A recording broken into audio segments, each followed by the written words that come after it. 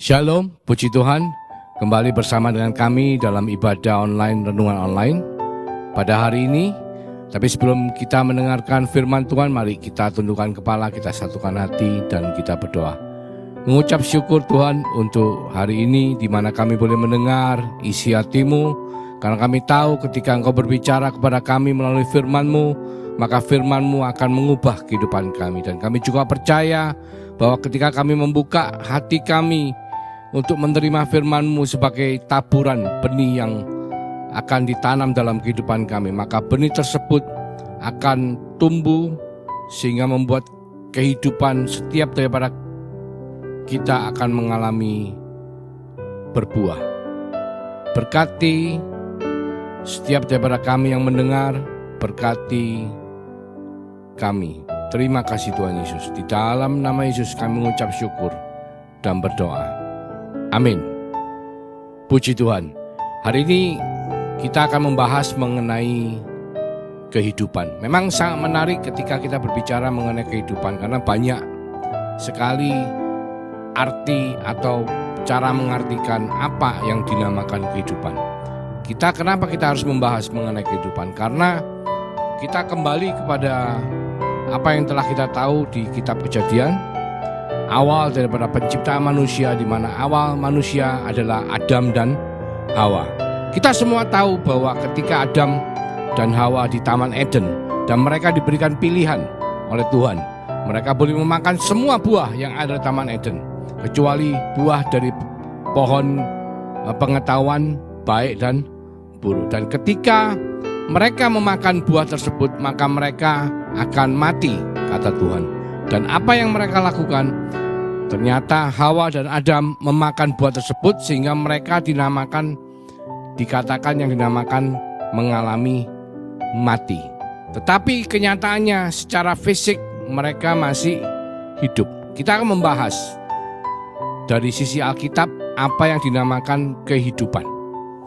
Kita lihat mulai dari ayat di Lukas 8 ayat 11 sampai 13. Inilah arti perumpamaan itu. Benih itu ialah firman Allah yang jatuh di pinggir jalan. Itu ialah orang yang telah mendengarnya. Kemudian datanglah iblis lalu mengambil firman itu dari dalam hati mereka, supaya mereka jangan percaya dan diselamatkan.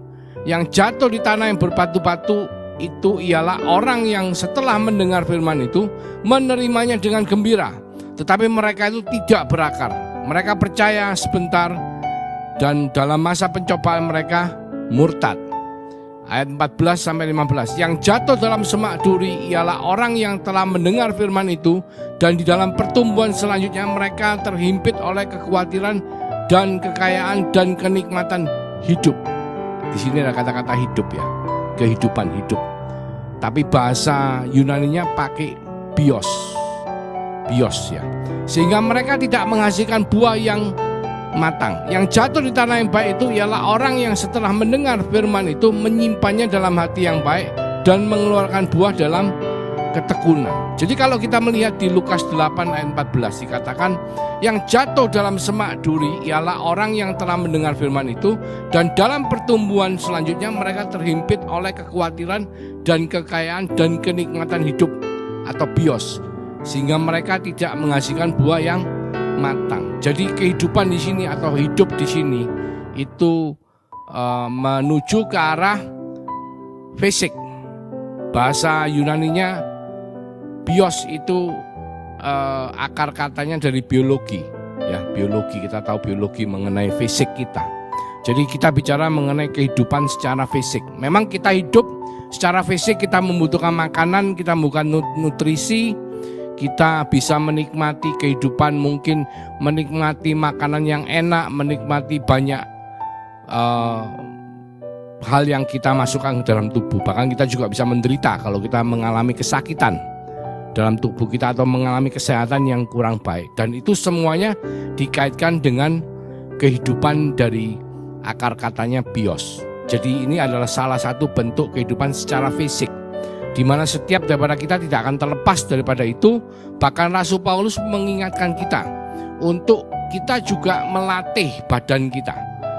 Di Rasul Paulus mengatakan bahwa selain melatih ibadah kita, kita juga harus melatih badani. Meskipun gunanya terbatas pada usia kita selama kita hidup di bumi. Tapi sangat penting saudaraku untuk kita mempunyai kehidupan yang baik dari sisi fisik ya. Secara nutrisi kita hanya sebaiknya makan hal-hal yang bermanfaat bagi tubuh kita.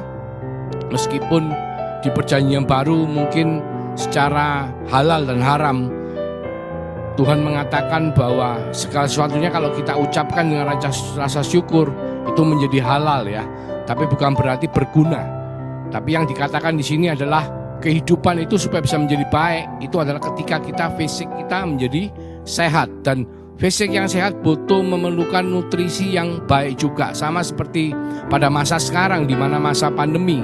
Ketika kita memasukkan nutrisi yang baik dalam tubuh kita, makanan yang sehat, vitamin, itu membuat kita tubuhnya menjadi imun terhadap coronavirus, dan itu sangat dibutuhkan sekali, termasuk juga melakukan latihan jasmani atau latihan badani, olahraga, kegiatan fisik secara cukup tidak berlebihan, membuat tubuh kita menjadi sehat, membuat kehidupan kita secara bios menjadi baik.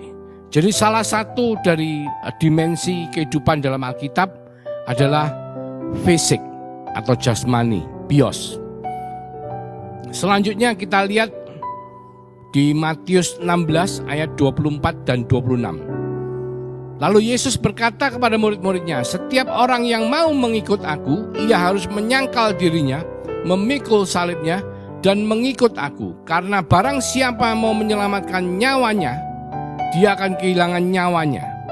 Tetapi barang siapa kehilangan nyawanya karena aku, ia akan memperolehnya. Apa gunanya seorang memperoleh seluruh dunia, tetapi kehilangan nyawanya? Nyawanya di sini pakai bahasa Inggrisnya life ya, bahasa Yunaninya suke. Suke itu berbicara mengenai jiwa, mental. Dan apakah yang dapat diberikan sebagai ganti nyawanya? Dikatakan bahwa life, nyawa, kehidupan, ada bentuk kehidupan yang bahasa Yunaninya adalah suke. Dan suke itu berbicara mengenai asal kata daripada psikologi, berbicara mengenai kejiwaan, berbicara mengenai mental. Di ayat yang baru kita baca dikatakan, apa gunanya seorang memperoleh seluruh dunia tetapi kehilangan kehidupannya, kehidupan dalam bentuk mentalnya, kejiwaannya. Seringkali manusia ketika mereka berusaha untuk menjadi sukses di dalam kehidupan yang mereka pikir adalah sesuatu yang sangat baik, mereka berusaha dengan segala macam cara, dan di dalam usaha mereka, dalam kesibukan mereka dalam kehidupan untuk menggapai kesuksesan atau kebahagiaan yang mereka pikir bahwa itu adalah sesuatu yang untuk mereka targetkan, dapatkan. Akhirnya apa? Mereka kehilangan nyawanya. Di sini kehilangan kehidupannya, kehilangan kejiwaannya. Saya memberikan satu contoh seperti ini. Bagaimana banyak cerita dari orang-orang yang sukses di dalam kehidupan mereka sebagai businessman. Mungkin mereka menjadi konglomerat, mereka menjadi orang yang sangat berhasil dalam bisnis. Tetapi dalam keberhasilan mereka, mereka tidak punya waktu untuk keluarga mereka.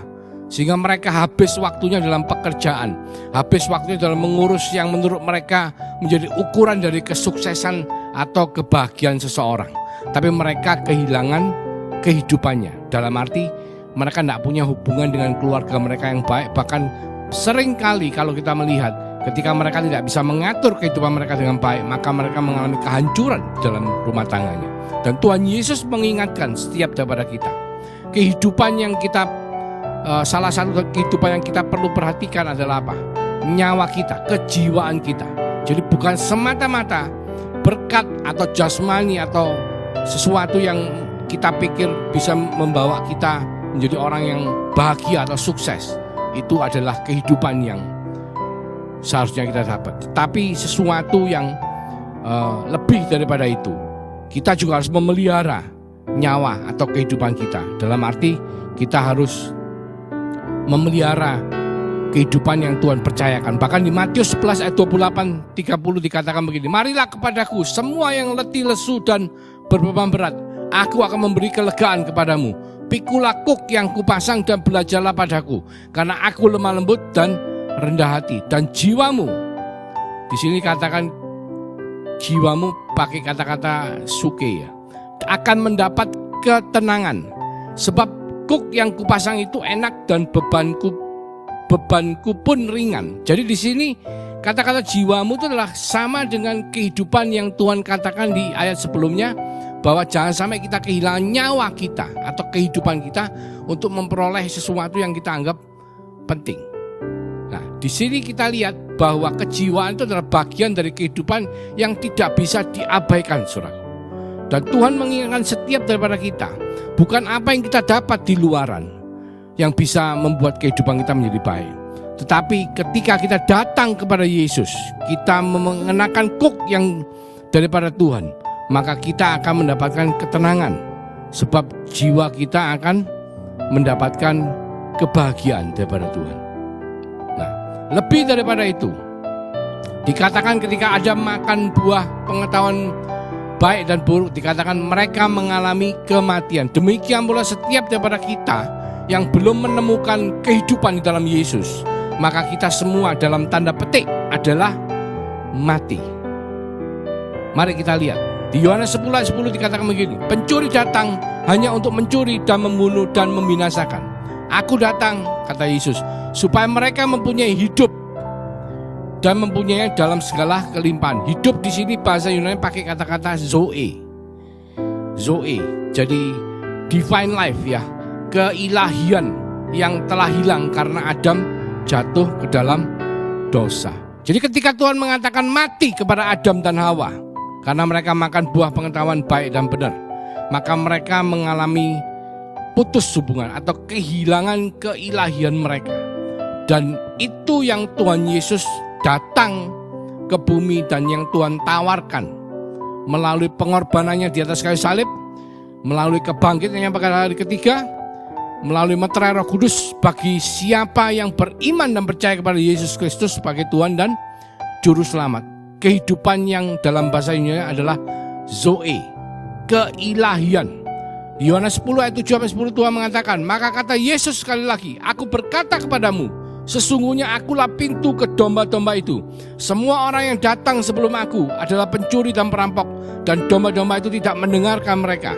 Akulah pintu, barang siapa masuk melalui aku, ia akan selamat dan dia akan masuk dan keluar dan menemukan padang rumput. Pencuri datang hanya untuk mencuri dan membunuh dan membinasakan. Aku datang supaya mereka mempunyai hidup, zoe, dan mempunyainya dalam segala kelimpahan. Dan itu yang kita dapatkan di dalam Tuhan, keilahian kita. Saudara, kita diciptakan Tuhan segambar dan serupa.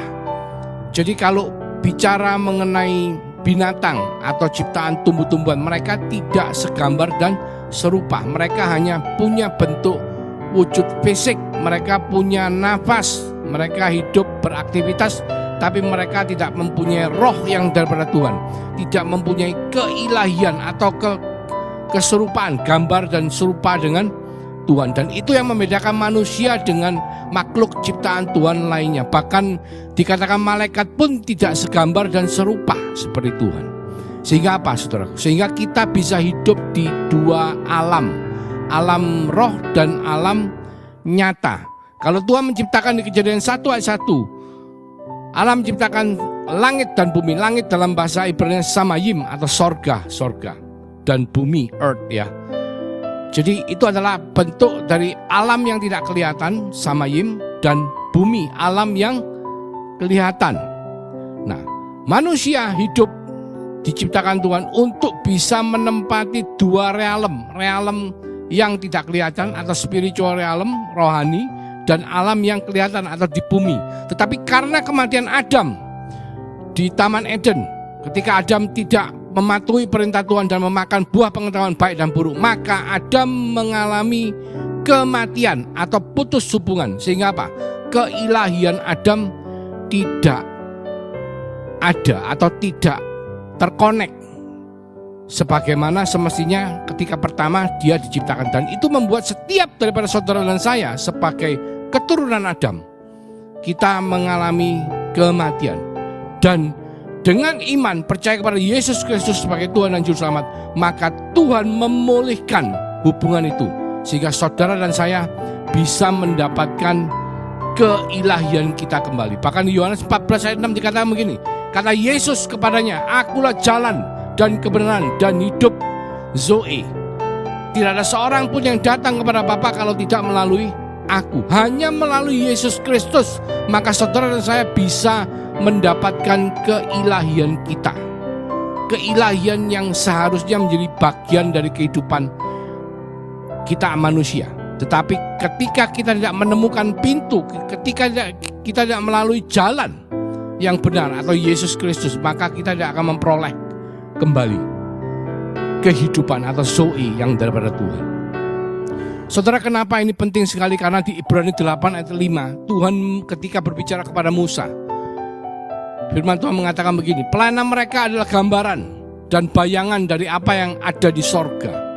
Sama seperti yang diberitahukan kepada Musa ketika ia hendak mendirikan kemah. Ingatlah demikian firman-Nya, bahwa engkau membuat semuanya itu menurut contoh yang telah ditunjukkan kepadamu di atas gunung itu. Jadi ketika Tuhan menyuruh Musa untuk membangun bait Allah, kemah suci di bumi, Musa diberitahu oleh Tuhan bahwa dia membangun seperti yang ada di sorga.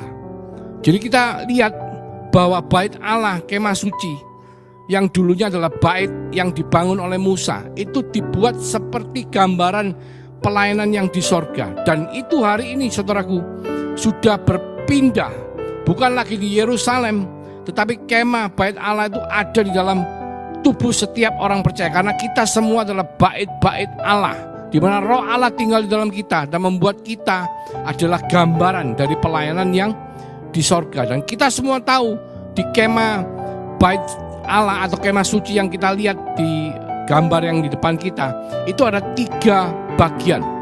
Satu adalah ketika kita membuka pintu gerbang, kita masuk ke dalam pelataran, dan pelataran itu menggambarkan tubuh atau jasmani, kehidupan jasmani. Dan kita masuk ke ruang kudus. Ruang kudus menggambarkan jiwa atau suke. Ketika kita masuk ke ruang Maha Kudus atau menjadi satu dengan Roh Allah, menjadi satu dengan Roh Allah atau ketemu dengan hadirat Tuhan, maka kita akan masuk ke dalam Zoe atau kembali mendapatkan keilahian kita di dalam Tuhan. Karena Adam telah menghilangkan keilahian itu, maka saudara dan saya melalui Tuhan Yesus Kristus kita bisa mendapatkan kembali. Dan gambarnya udah jelas di dalam bait Allah. Apa yang harus kita lakukan adalah kita masuk ke dalam gerbang bait Allah, kita menemukan kehidupan jasmani kita di pelataran. Bahkan lebih daripada itu, sebagai orang Kristen, kita bukan hanya orang Kristen pelataran, saudaraku. Kita adalah orang-orang Kristen yang masuk ke dalam, bahkan menemukan Zoe atau kehidupan kita bersama dengan Tuhan Yesus. Akhir-akhir ini di luaran banyak dibicarakan mengenai bagaimana gereja menjadi tempat untuk entertainment, di mana beberapa dari jemaat, bahkan beberapa dari pekerja gereja menawarkan kepada jemaat, apakah mereka tidak rindu untuk mengalami entertainment yang mereka sediakan dalam gereja. Dan mereka berpendapat, apakah ini salah untuk menyediakan entertainment di dalam gereja, di mana jemaat datang bisa menikmati pujian penyembahan, bisa menikmati suasana yang luar biasa membuat jiwa mereka menjadi senang, di mana ritual-ritual keagamaan di dalam gereja sedemikian rupa, dan lighting, sound system maupun peralatan audiovisual yang begitu canggih membuat mereka menjadi terhibur, saudaraku, dan mereka rindu untuk bisa kembali ke gereja hanya untuk mendapatkan entertainment tersebut. Jadi kita katakan bahwa kekristenan kita, kehidupan kita adalah kehidupan Zoe, kehidupan keilahian, bukan hanya kehidupan yang hanya menyenangkan jiwa kita. Karena kita bukan dilahirkan untuk menjadi penonton, saudaraku. Kita bukan datang ke sebuah tempat ibadah kita untuk menonton, menikmati entertainment yang disediakan oleh pihak gereja, tanda petik. Tapi Tuhan mau gereja Tuhan didirikan untuk bersama-sama kita menghampiri tahta kasih karunia Allah, untuk bersama-sama kita bisa menjadi berkat bagi kehidupan di dunia, memberitakan Injil seperti jemaat mula-mula, di mana mereka setiap hari berkumpul, memecah-pecahkan roti, berdoa, memberitakan Injil, mengajar. Mereka memberikan untuk sesama mereka yang membutuhkan. Itu adalah gereja yang sesungguhnya. Karena dengan Injil maka kita semua akan menemukan kehidupan sejati kita atau true life kita di dalam Yesus. Yang mana true life atau kehidupan itu telah dihilangkan oleh Adam. Kita semua dipanggil, kita semua asal mulanya adalah manusia daging. Kita lihat dari manusia daging ketika kita bertobat, beriman menerima Yesus Kristus sebagai Tuhan dan Juru Selamat, kita menjadi anak-anak Allah. Status kita menjadi anak-anak Allah. Tapi tidak cukup saudaraku. Dari anak-anak kita harus bertumbuh sampai bahkan kita masuk ke dalam keilahian kita, menemukan zoe kita dalam Tuhan. Kita menjadi manusia ilahi dan kita akan dipersiapkan lebih lagi untuk kita menjadi mempelai Kristus. Karena apa saudaraku? Karena kita nanti pada akhirnya akan dijemput oleh mempelai kita. Ketika saatnya tiba, ketika sangkakala itu ditiup, maka saudara dan saya dengan sukacita kita memandang ke sorga. Bagi kita yang masih hidup, tapi bagi mereka pun yang sudah mati, mereka akan diubahkan menjadi tubuh kemuliaan. Karena Tuhan akan menjemput saudara dan saya sebagai mempelai-mempelai Kristus. Di 1 Korintus 4 ayat 16 dikatakan begini. Sebab itu kami tidak tawar hati, tetapi meskipun manusia lahiriah kami semakin merosot, namun manusia batinnya kami dibarui dari sehari ke sehari. Ada satu transformasi saudaraku yang terjadi.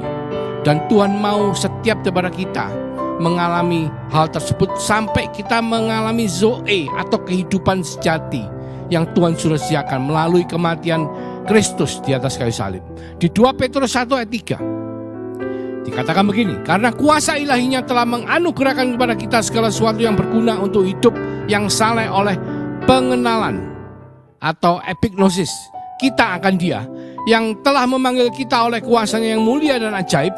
Dengan jalan itu Ia telah menganugerahkan kepada kita janji-janji yang berharga dan yang sangat besar, supaya olehnya kamu boleh mengambil bagian dalam kodrat ilahi dan luput dari hawa nafsu dunia yang membinasakan dunia. Kenapa saudaraku penting bagi kita untuk mengalami kehidupan yang daripada Tuhan atau zoe yang daripada Tuhan? Karena tanpa kita mengalami zoe Tuhan, kita akan terhimpit oleh kenikmatan hidup dunia. Membuat apa? Membuat setiap firman atau benih firman Tuhan yang ditabur ke dalam kehidupan kita tidak bisa bertumbuh, akan mengalami kematian. Tapi ketika kita diubah melalui keilahian yang Tuhan sediakan, melalui kodrat ilahi yang ada di dalam diri kita, maka kita akan luput dari hawa nafsu dunia yang membinasakan dunia. Gambarannya seperti ini, saudara. Ketika kita melakukan pengenalan kepada Tuhan melalui ibadah kita, ibadah yang bukan hanya terbatas di dalam ruang gereja, tapi ibadah yang kita lakukan setiap hari melalui kehidupan kita bersama dengan Tuhan, di dalam pujian penyembahan kita, dalam kehidupan doa kita, di dalam perenungan firman Tuhan, bahkan di dalam sehari-hari kita melakukan apa yang kita dengar dan kita renungkan, yaitu melakukan firman Tuhan. Dan pengenalan itu akan membuat kita seperti ibaratnya kalau saudara dulu mungkin 5 tahun yang lalu masih ada yang dikatakan stupid phone ya. Kenapa saya katakan stupid phone? Karena yang baru hari-hari ini dikatakan smartphone ya. Smart itu kan pandai. Jadi yang dulu berarti stupid phone. Nah, kita kalau tahu stupid phone, mereka tidak punya wifi atau tidak punya layanan data, hanya untuk bisa dipakai sebagai telepon biasa. Ya mentok-mentoknya bisa kalkulator atau mungkin bisa buat foto yang mungkin hasil fotonya tidak bagus. Tapi dengan teknologi yang sedemikian rupa dan orang-orang mulai pakai internet dan wifi, maka keluarlah yang dinamai smartphone. Ada yang Android, ada yang iOS ya. Jadi di situ ada perubahan yang sangat besar, saudaraku. Di mana apa? Di mana kita bisa melakukan segala sesuatunya dengan yang dikatakan smartphone.